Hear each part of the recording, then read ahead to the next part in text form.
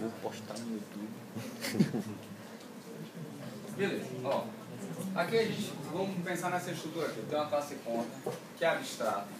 Tem um método saldo, que é abstrato, certo? E eu tenho duas subclasses, conta C e conta P. Cada um implementou o método saldo com o seu algoritmo, bloco X e bloco Y. Legal? Então isso aqui é um método polimórfico, ó. Uma superclasse, um método assinado na superclasse, implementado de forma diferente em pelo menos o quê? Duas subclasses. Agora, qual é o ganho do polimorfismo? E aí? A reutilização do método. Professor, se você fizer redução de acoplamento também, né? Professor, eu sei o que é, mas eu não consigo explicar. Tudo bem, então eu preciso exemplifique. Você tem vários tipos de Cria um conta, exemplo. E você vai ter um nome de método, uma assinatura de método só para efetuar operações que são efetuadas de maneiras diferentes, mas que fazem, no fim das contas, a mesma coisa. Você quer pegar o saldo, e para cada tipo de conta você vai ter uma implementação diferente, mas vai te dar o mesmo resultado. Se você for usar o método, você não precisa de outro. É o mesmo método. Tem mais semelhante. Você pode... Ó, tá começando. O seu problema se torna mais genérico. Não tem a ver com redução de complexidade. Não tem a ver com redução de acoplamento, não. Vamos pensar o seguinte. Estou aqui numa tela. Certo? Aqui é minha camada de aplicação e aqui é minha camada de interface. Aí é a interface visual, né? Ave Maria, estou confundindo tudo agora. Aqui é a interface gráfica mesmo, ó, telinha, ó. Vai sair o saldo, aqui tem um campo e vai sair o saldo da conta. O saldo de dourado tem que ser milhão. Tem que ser 1 milhão. 6 dígitos. 1 milhão. Professor do IFA. Professor do IFA, deu 1 milhão. 6 dígitos. 6 dígitos. O do IFA dá um leve. Achei que emprego. Ah, tá. É 1 milhão de cada um. De cada um, né? Beleza, pronto. Veja o seguinte, essa tela, ela está acoplada, ó, ao tipo mais genérico, como você falou. Ela sabe imprimir, o objetivo dessa tela é fornecer para o usuário o saldo de uma conta. E ela não sabe nem da existência de conta C e conta P. Porque na hora dela chamar Chama a conta. dela imprimir o método saldo, o método imprime. Tá assim, ó. Conta C. Sei lá. System. Mas nem sei, mas tudo bem. Pronto. C ponto saldo. Aí o primeiro ganho foi o quê? Ó, eu criei um método genérico, como ele falou ali, só tem que explicar melhor, que sabe chamar o saldo de uma conta, independente se ela é conta corrente ou conta poupança. Perceba o seguinte, aqui, C, jamais vai referenciar uma conta, porque conta é uma classe abstrata. Ou a conta será uma conta corrente, ou a conta será uma conta poupança. Para onde você vai apontar quando passar a referência, ou é de conta corrente ou é de conta poupança. Então a primeira coisa foi me permitir criar um método genérico que eu posso reutilizar esse método para conta corrente e conta poupança. É o primeiro ganho. Segundo ganho, ó, a vida é assim, ó, software é uma coisa dinâmica, que a gente está o tempo todo mantendo ele e criando novas estruturas. Vamos supor que eu vou aqui, ó, crio mais uma conta. Conta especial. Conta especial não é de conta, obrigatoriamente vai ter que ter o quê? Responder a saldo. O principal benefício, então, professor, é realizar alterações aqui embaixo sem modificar nada lá em cima. Ou não? Aqui. Agora, me responda.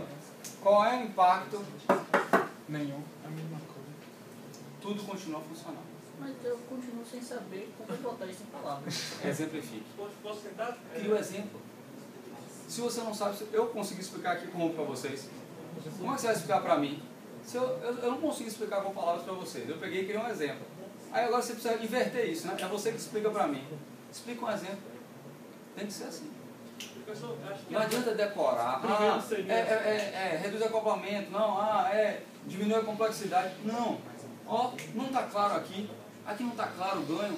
É assim que a gente tem que explicar para o mundo. Porque quando vocês estiverem lá fora, se vocês, por exemplo, forem vender um projeto, não adianta, a pessoa quer saber, isso aqui é por causa disso, isso aqui é por causa disso, isso aqui é por causa disso. isso aí, Vamos dizer, professor, o então, ganho seria a permitir que Você acrescente novas estruturas, A partir de sem uma ter já um criada. impacto, permitir criar um método reduzindo o impacto em outra parte do seu software. permitir criar um método Mas só isso, você vai ter que me explicar isso. Entendeu? Como é que você consegue isso? Como é que você faz isso?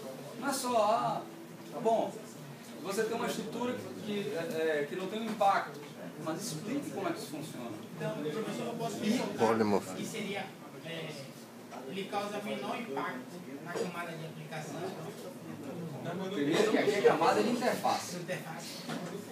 E outra coisa, a gente não pode pensar só, de novo, não restringe, porque isso aqui eu falei como uma camada de interface. Mas isso aqui podia ser um subsistema, podia ser uma outra aplicação que usa aquela parte daquele sistema. Então não restringe o conceito. Aqui foi só um exemplo pela camada de interface. Certo? Eu estou assim, sendo mais incisivo nisso, porque eu identifiquei isso agora recentemente quando eu dei apoio na Unifax, lembra que eu faltei uma terça? E veja, tinham pessoas ali experientes na área. Você pergunta sobre polimorfismo, as pessoas sabem até dizer o que é polimorfismo. Mas quando você pergunta a essas pessoas qual é o ganho, elas não sabem. Logo, elas não aplicam.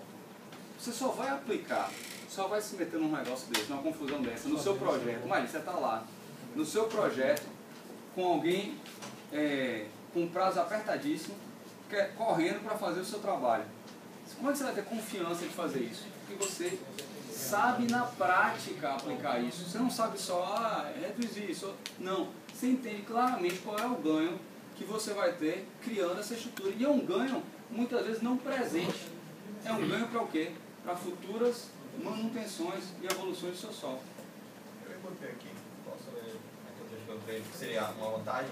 Olha, O polimorfismo permite programadores tratem generalidades e deixa que o ambiente de tempo de execução trate as especificidades. Implementando o que já foi criado de forma genérica.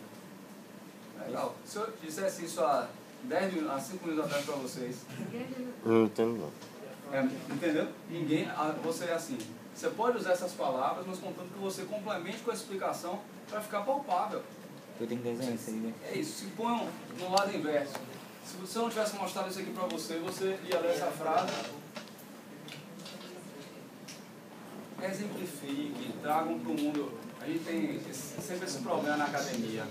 A academia, a gente tem que sempre mesclar teoria e prática. Só teoria na área de computação não vai adiantar, porque vai chegar no dia da gente. Já está explicado, viu? Não, mas você ganha com isso também, né? Com quem? Essas evoluções correlativas cultura de um determinado Ganha. Meu exemplo lá de classe geométrica, É verdade. de forma geométrica, responde. Sobre a herança de classe, explica os conceitos. Classe abstrata e meta abstrata. Uma classe não está distanciada, Tem um método local o método abstrato é uma classe que vai ser implementada na grade e não é implementada. Vou complementar. Tá? Classe abstrata será sempre uma superclasse que não pode ser instanciada. Já que a classe abstrata não pode ser instanciada, para que ela serve? Com uma estrutura, um molde genérico para ser herdado por quem? Por subclasse. Tipo também está certo? Você fala assim? Tá. Vamos. Método abstrato é um método que só existe em classe abstrata, que tem a assinatura dele, não tem implementação, só tem a assinatura dele. E as subclasses que herdam daquela classe abstrata, obrigatoriamente tem que fazer o quê? Tem que implementar aquele método com a mesma assinatura.